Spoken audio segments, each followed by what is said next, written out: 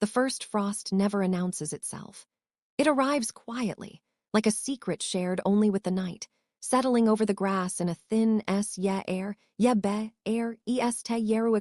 veil that turns the ordinary into something almost unreal.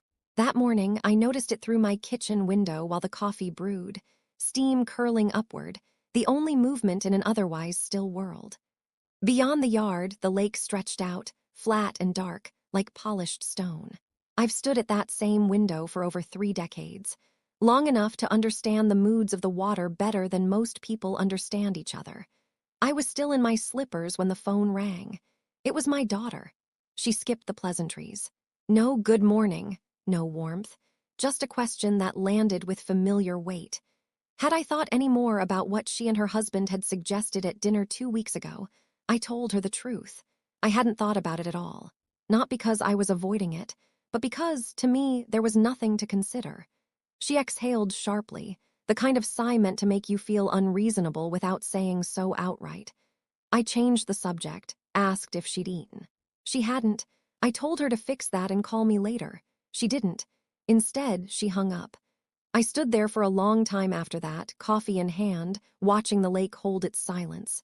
This house, every inch of it, carries a history I'm not willing to abandon. My husband built parts of it himself, even though he spent his career behind a desk, not a toolbox. He had patience, that rare kind that doesn't rush, that fixes mistakes without complaint. He's been gone 11 years now, but he never really left. You can still feel him in the small imperfections, the stubborn drawer, the uneven floorboard, the rose bush he planted along the fence. Things no one else would notice, but I do, and I always will. That's why the idea they keep circling, the one they dress up as concern, never sits right with me. It didn't start loudly, just small remarks at first. Subtle observations about the stairs, the winters, the isolation. Then pamphlets began appearing. Glossy brochures filled with smiling retirees and promises of ease. I threw them away, but something about the last conversation lingered. It felt different, more deliberate. So I called Ruth. She's the kind of friend who doesn't waste words and doesn't miss patterns. We've known each other long enough that I don't have to explain much, just enough for her to see the shape of things. She came over that weekend, groceries in hand, already thinking. And when I told her everything, about Derek, about the questions, about the way he'd started referring to my home as the property, she didn't hesitate. "He's not suggesting," she said quietly. "He's building something." That word stayed with me. Building, not concern, not care. A plan. And as I stood there, listening to her explain what that could mean, how these things unfold, how easily control can be dressed up as protection, I felt something shift inside me. Not fear, not yet, something sharper. Because if she was right, then this wasn't just a conversation anymore. It was the beginning of something much harder to stop. And somewhere in the back of my mind, a question took root. How far had they already gone without me noticing? Ruth has always had a way of seeing through things before they fully take shape. It's not intuition, not exactly. It's experience sharpened over time, the kind that notices what others overlook because it's dressed too nicely to question. She didn't rush that afternoon. We sat at the kitchen table, steam rising from bowls of soup, the same way it had 100 times before. But this time, her attention wasn't on the meal. It was on the details I was giving her, and the ones I didn't realize I was giving. "He's shifting the language," she said after a while. I frowned. "What do you mean?" "He's stopped talking about your home like it belongs to you," she replied. "Now it's the property." That's not accidental. I hadn't noticed it consciously, but the moment she said it, I knew she was right. Derek had said it casually, almost too casually, as if the word had always been there. Ruth continued, calm but precise. "That's usually step one. You redefine something emotionally significant into something transactional. Makes it easier to justify decisions later." I leaned back in my chair, folding my arms. "You're making it sound like a strategy." "It is a strategy," she said plainly. There was no drama in her voice, no exaggeration, just certainty. She told me about cases she'd seen, families where concern slowly turned into control, where paperwork appeared under the guise of convenience, where someone introduced help that no one had actually asked for. And the person at the center of it, she added, looking directly at me, usually doesn't see it clearly until it's already in motion. I didn't like that. Not because I thought she was wrong, but because part of me recognized the truth in it. I stood up and carried my bowl to the sink, more to give myself a moment than anything else. Outside, the frost had already melted, leaving the yard looking ordinary again, as if nothing unusual had ever been there, but something had changed. "I'm not fragile," I said finally. Ruth didn't respond immediately. She adjusted her glasses, watching me with that steady, unblinking focus she's always had. "I know that," she said, "but this isn't about what you are. It's about what someone else can make you look like on paper." That landed harder than I expected, because paper documents, signatures, official language has a way of rewriting reality if you're not paying attention. "And Derek," I asked, "you really think he's capable of something like that?" She didn't hesitate. "Yes," not loudly, not dramatically, just yes. We sat in silence for a moment after that, the kind that isn't uncomfortable but heavy with thought. Then she shifted, practical as ever. "Here's what you do," she said. "First, nothing obvious. You don't push back yet, you don't confront. You let him think whatever he's building is going unnoticed." I raised an eyebrow. "You want me to pretend?" "I want you to observe," she corrected. "There's a difference." That I understood. "Second," she continued, "you call your attorney, quietly. Get everything reviewed, your deed, your will, anything tied to ownership or decision-making. Make sure it's airtight." I nodded slowly. That made sense. "And third?" I asked. She gave a small, almost unreadable smile. "I make a few calls." I studied her for a moment. "What kind of calls?" She picked up her spoon again like the conversation had shifted back to something ordinary. "The useful kind." That was all she said. But it was enough, because Ruth doesn't say things unless she already knows where they lead. Later that evening, after she left, I walked through the house slowly, not out of fear, but awareness. I noticed things differently.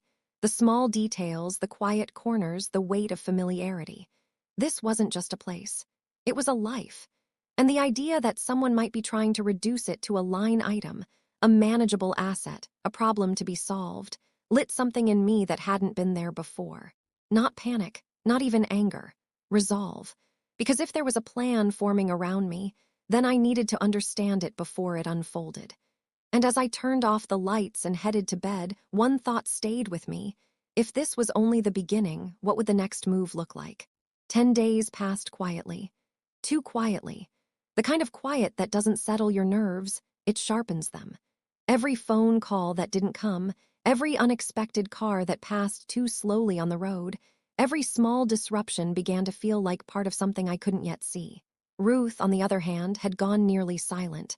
Not completely, just enough to let me know she was working. That was her way. When she stopped talking, it meant things were moving somewhere behind the scenes. On the 10th day, Derek arrived. It was a Thursday morning, the sky a dull gray that made everything feel closer than it was. He didn't come alone. The man beside him introduced himself as Philip. He had the kind of appearance designed to disarm, neatly styled hair, a well-fitted blazer, a smile that looked practiced enough to feel reassuring at a glance. But something about him didn't sit right with me. Not immediately obvious, just slightly too polished for someone claiming to make casual house calls in a rural area like this. Derek did most of the talking at first. Said Philip was just someone in the area, someone who worked in senior wellness consulting.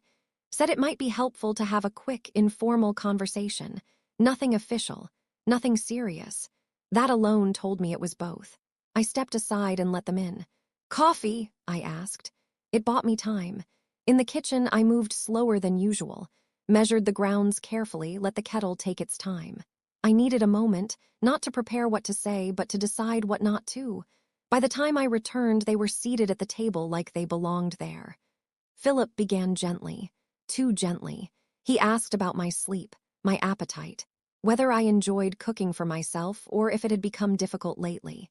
His tone was easy, conversational, almost friendly, but the questions had a pattern, a direction. I answered simply, calmly, and I watched him.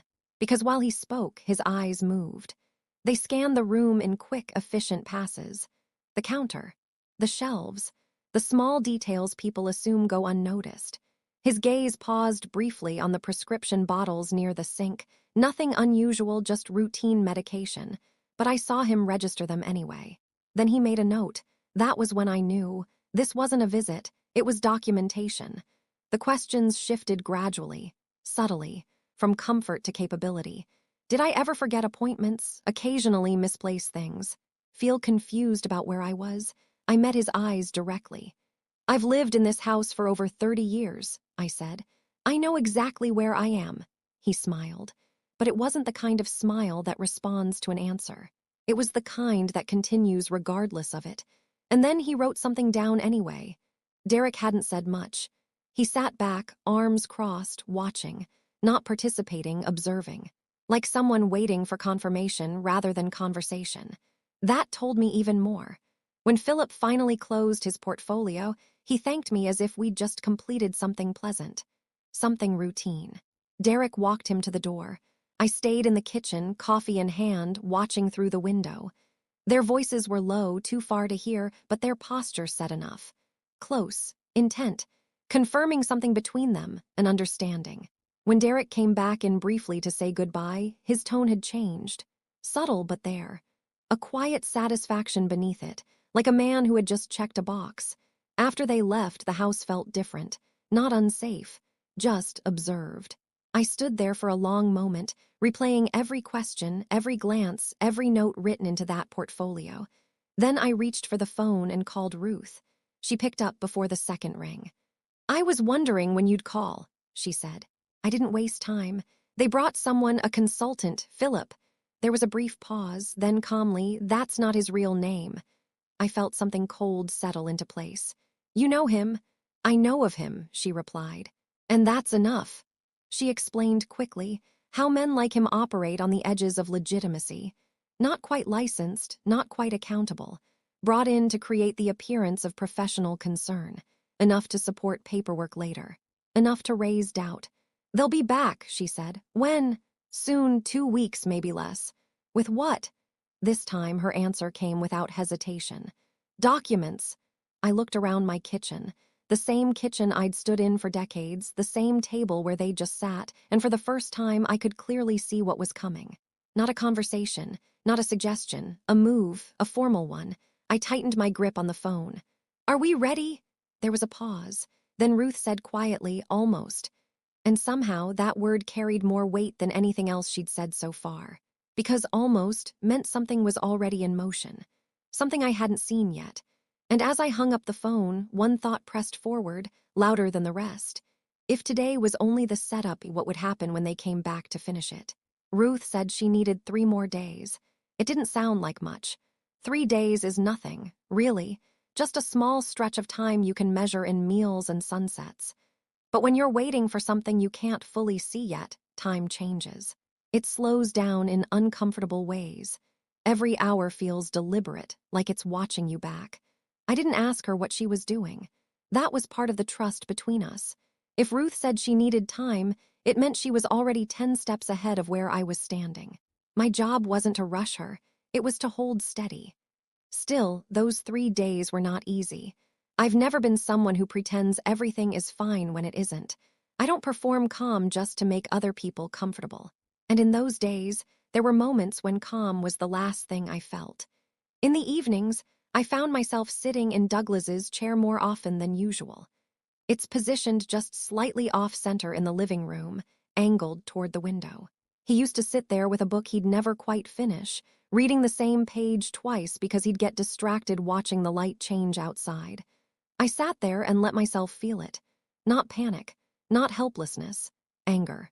The clear, steady kind. The kind that comes when you understand exactly what's being done and by whom. Because by then, I did understand. This wasn't about concern. It wasn't about safety or well-being or making things easier for me. It was about control. About creating a version of reality that could be documented, signed, and enforced. And what made it worse, what cut deeper than I expected, was my daughter's place in all of it. I didn't believe she had built this plan. Not for a second, but she was standing beside the man who had. And she hadn't stepped away. That realization sat heavier than anything Derek had done, because betrayal from a stranger is one thing. From someone you raised, it's quieter, but it lingers longer. One evening, I let myself consider the possibility that this could work, just briefly. I pictured the house emptied of my things, the drawer fixed by someone who didn't know it was meant to stick, the floorboard leveled, the rose bush cut back or removed entirely because it didn't fit someone else's idea of neatness.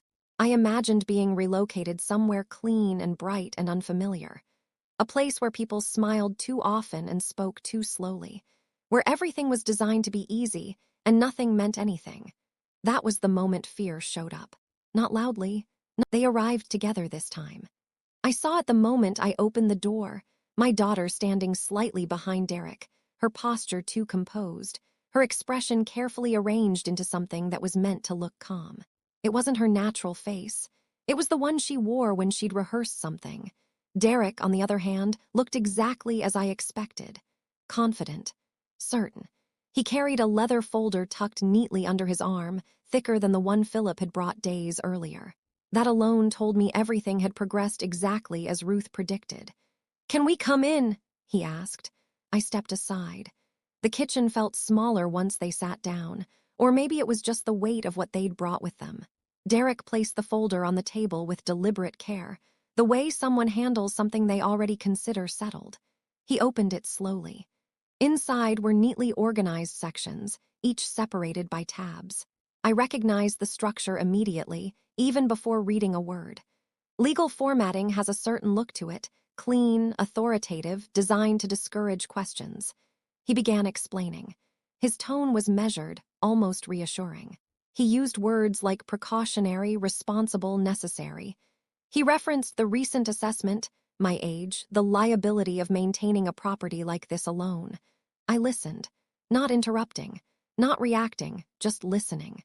Out of the corner of my eye, I saw my daughter nodding occasionally, still not quite meeting my gaze.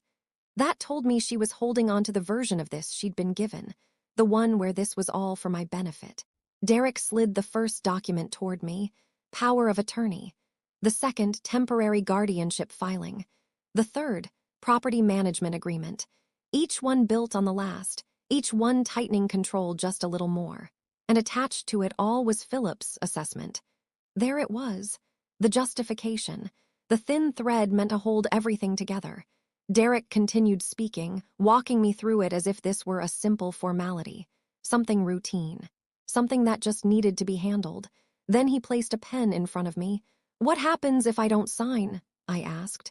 It was the first time I'd spoken since they arrived. He didn't hesitate. "There are other options," he said carefully. "The assessment is already documented. If necessary, it can be submitted to the court. A judge could appoint a guardian regardless. This way," he gestured lightly toward the papers, "we keep things within the family." Within the family. The phrase lingered in the air, heavier than he intended. I looked at my daughter then, really looked at her. Her eyes were wet. Not dramatically, just enough to suggest something inside her wasn't as steady as she wanted it to be. And for a brief moment, I saw it clearly. She didn't fully understand what she was part of yet. That would come later. But not here, not now. Now was about something else. I reached for the pen. Derek's posture shifted just slightly. Not enough for most people to notice, but I did. It was the subtle release of tension, the quiet confidence of someone who believes the outcome is already decided. I pulled the first document closer, and I read it, slowly, line by line, not because I needed to, but because I wanted him to wait, to sit in that space just a little longer. I could feel his impatience building, even though he said nothing. Good. When I finished, I turned the page, then the next. And the next. Every section, every clause, careful, deliberate.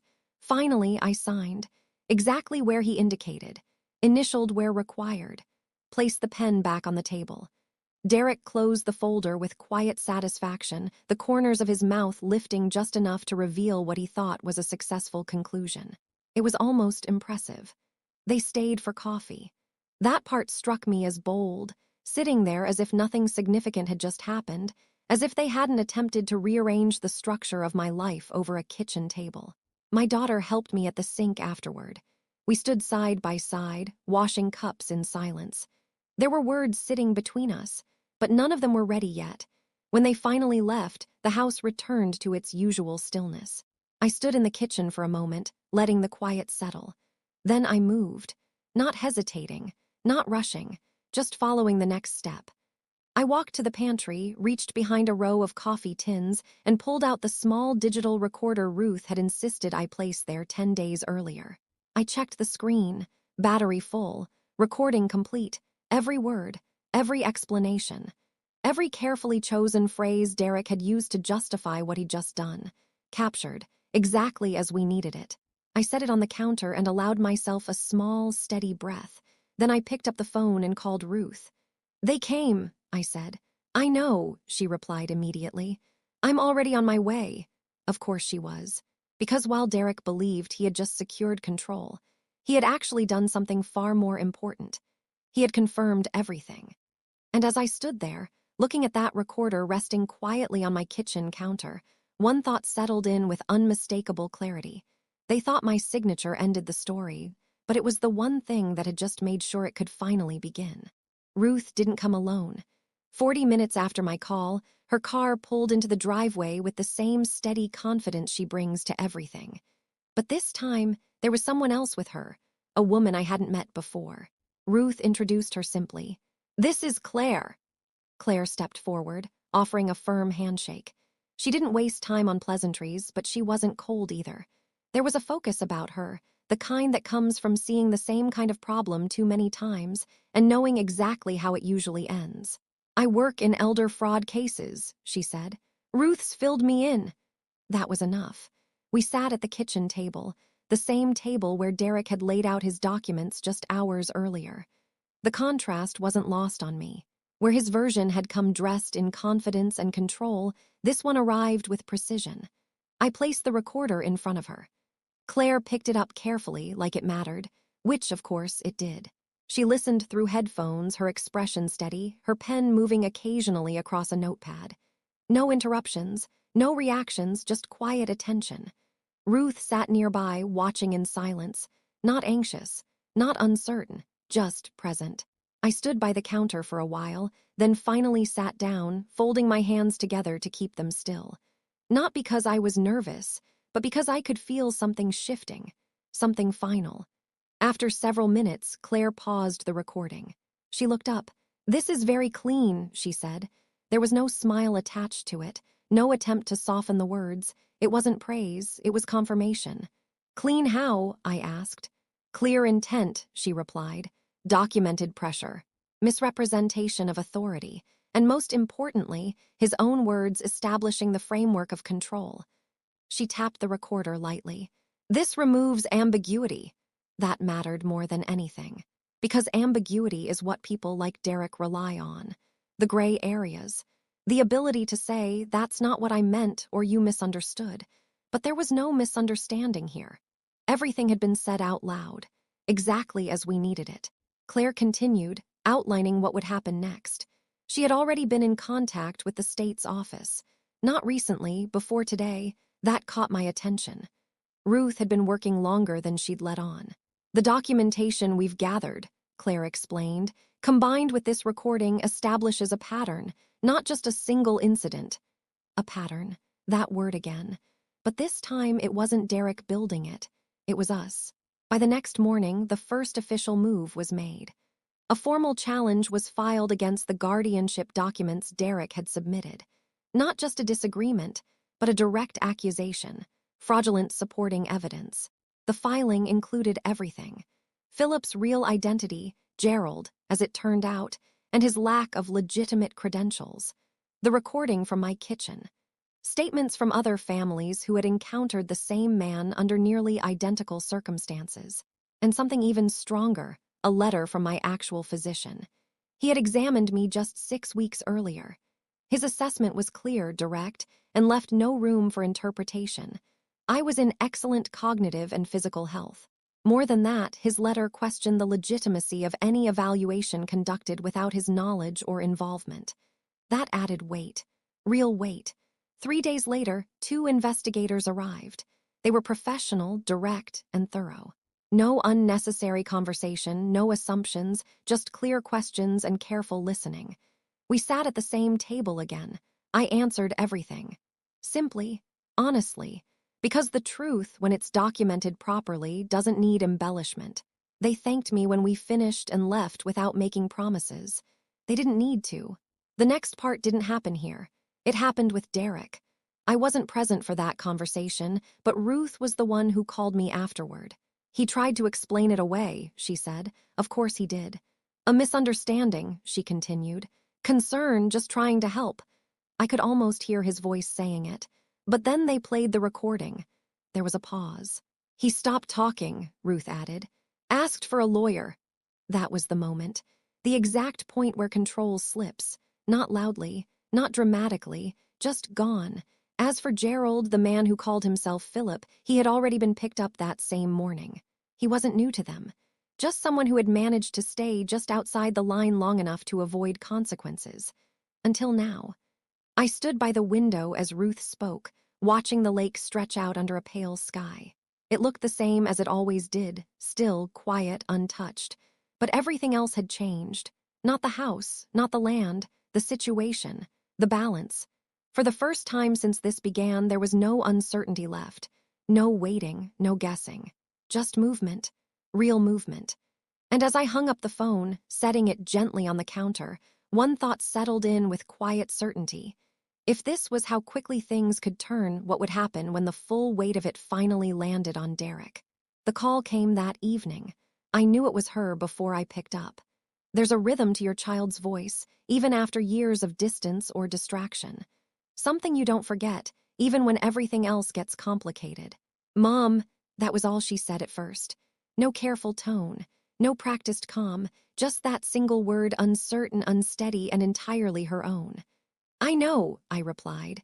There was a long pause on the other end. Not empty, just full of everything she hadn't figured out how to say yet. When she spoke again, her voice had shifted, softer, stripped of whatever confidence had been placed there by someone else. Are you angry with me? It was a fair question, but it wasn't the right one. I leaned back slightly in my chair, looking out at the darkening yard. The last of the light had faded, leaving only the faint outline of the trees against the sky. I'm not angry, I said. Another pause. I'm sad. The silence that followed was heavier this time, because sadness carries weight in a way anger doesn't. Anger can close a door. Sadness leaves it open, but changed. I didn't see it, she said quietly. I thought we were helping. I let that sit for a moment, because that's how these things work. Not through obvious harm, but through misdirection. Through convincing someone they're doing the right thing, even when they're not. I know, I said. And I meant it. That didn't excuse it, but it explained it. She took a breath, shaky but controlled. What happens now? I considered that carefully.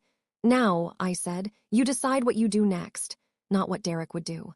Not what the situation demanded. What she would do. Because this, more than anything else, was the moment where she either stepped back into her own judgment or stayed where she was. There was a quiet shift in her breathing. Not dramatic. Just enough to tell me she understood what I meant. I don't think I can stay with him, she said. It wasn't a declaration. It was a realization. And those are harder to reach. I didn't respond right away. Not because I didn't have something to say, but because she needed to hear her own words settle first. That's your decision, I said finally. But whatever you choose, make sure it's actually yours. Another pause. Then softly, I will. The line went quiet again, but this time it felt different. Less uncertain, more grounded. Before we hung up, she said something that stayed with me. I should have asked you, she said. Not him, not anyone else. Just you. Yes, I replied. You should have. There was no need to soften it. Some truths need to land exactly as they are. After the call ended, I sat there for a while, letting the quiet return naturally. No urgency, no pressure. Just the steady rhythm of the house settling into the evening. The next step came a few days later, a meeting at the county courthouse.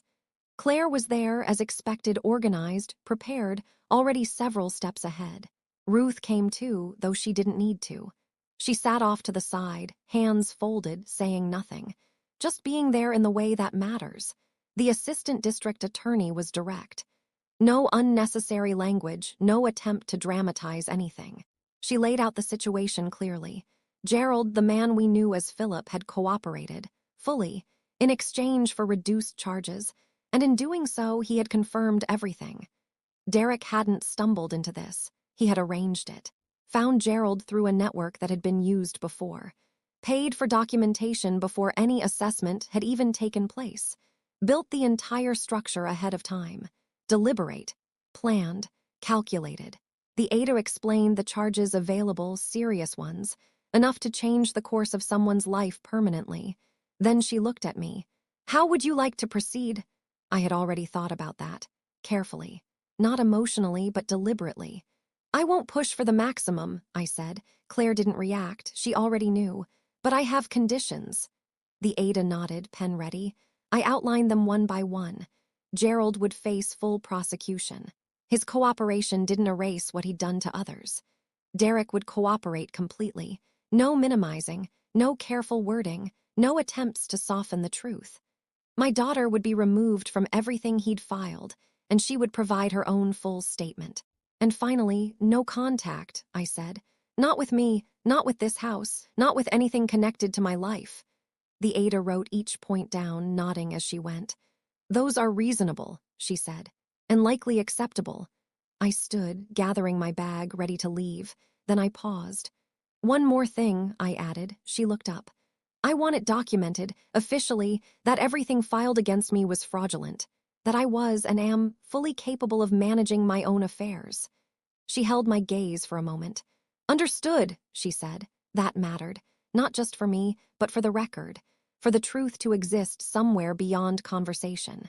As we left the courthouse, Ruth walked beside me in silence for a while before speaking. You handled that exactly right, she said. I didn't respond immediately. I was watching the light shift across the buildings, the day settling into something quieter. I did what needed to be done, I said, and that was enough. But as we reached the car, one thought stayed with me, clearer than anything else so far. This wasn't just about stopping what Derek tried to take. It was about making sure nothing like it could ever be quietly attempted again. The house felt different after that. Not because anything had changed physically. The same floorboards creaked in familiar places. The same drawer still needed that slight lift before it would open. But because something had been settled. Not just legally, but internally. The kind of resolution that doesn't announce itself, but sits quietly in the background, steady and complete. A certified letter arrived 2 weeks later. I recognized the envelope immediately. Official, precise, the kind that carries weight before it's even opened. I brought it to the kitchen table, the same table where everything had unfolded, and sat down before sliding a finger carefully beneath the seal. Inside was exactly what I had asked for. Formal language, county letterhead, every word deliberate, the guardianship petition dismissed, the supporting documentation fraudulent, and most importantly, clear confirmation that I had been, at all times, fully capable of managing my own affairs. No ambiguity, no room for interpretation, just truth, written in the language that systems understand. I read it once, then again, not because I doubted it, but because I wanted to feel the finality of it settle properly. Some things deserve that kind of attention. When I finished, I folded the document along its original creases and placed it in the fireproof box where I keep everything that matters. The deed, our marriage certificate, Douglas's records, the papers that say, in their own official way, that this life belongs to me. After that, I went outside. The air had shifted deeper into autumn now, the kind of cool that lingers a little longer on your skin. I walked the familiar path down toward the lake, my steps unhurried, my mind clear. The water looked the same as it always had, quiet, reflective, holding the sky without disturbance. At the far edge, a heron stood motionless among the reeds, patient in a way that almost feels deliberate. I stopped there for a while, not thinking, just being. Because after everything, the planning, the tension, the waiting, the unraveling, there was something important about returning to stillness, to something unchanged. The roses along the fence had gone dormant for the season. I'd cut them back weeks earlier, leaving only bare stems behind. To anyone else, they might have looked finished. But I knew better. Their roots ran deep. They always came back. I turned and walked back toward the house, noticing the small details again, not out of vigilance this time, but familiarity. The way the light hit the porch railing, the sound of gravel underfoot, the quiet presence of a place that had held its ground. Inside, I made coffee. Some habits don't change and shouldn't. A few days later, my daughter came to visit. She didn't call ahead, didn't bring anything with her. No wine, no food, no attempt to soften the moment with gestures. Just herself. When I opened the door, she looked at me directly, no hesitation this time. "I'm sorry," she said, simple, unrehearsed. "I don't have the right words yet," she added, "but I'm working on it." I stepped aside and let her in. That was enough for now. We didn't have a long, emotional conversation. Not that day. Some things don't need to be forced into a single moment. Instead, we moved through something more familiar. We made breakfast. She scrambled the eggs the way she always liked to. I made the coffee the way I always do. Small, ordinary rhythms, but they mattered, because they were real. We sat at the table and talked about simple things. Her work, her sister, whether I should finally repair the shed roof or just accept it as it is. At one point, she paused and looked around the kitchen, really looked. "I don't know how I missed it," she said quietly. "I thought I was doing the right thing." I nodded.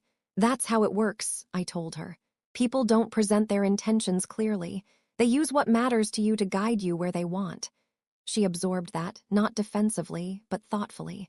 "I should have asked you," she said. "Not assumed, not listened to someone else. Just asked." "Yes," I said. "You should have." No anger, just truth. She nodded, accepting it this time. And then, after a moment, she said something that mattered more than anything else she'd said so far. "I want to do better." That was the beginning. Not a resolution, not a fix. A beginning. Ruth came for dinner that Friday, like she always does. We sat out on the back porch as the light faded, the same place Douglas had built all those years ago. The air was cool, the sky clear, the first stars beginning to show above the trees. "What now?" she asked, lifting her glass slightly. I thought about it. "Now," I said, "I go back to living." Simple, but accurate. There was a novel waiting to be finished. Repairs to be made before winter settled in. A quilt I'd been meaning to start. A Thanksgiving that, for the first time in years, would include both my daughters. Life hadn't been interrupted. It had been tested, and it had held. Ruth smiled, raising her glass a little higher. I did the same. The porch light flicked on behind us as the darkness deepened, but neither of us moved to turn it off. We didn't need to, because everything that mattered was already clear. And as I stood later at the kitchen window, looking out at the lake, still, steady, exactly as it had always been, I understood something with complete certainty. I wasn't just still here. I was exactly where I was meant to be. And if there was one thing this had proven beyond any doubt, it's that the quietest lives are often the ones people underestimate the most, and the hardest ones to take away.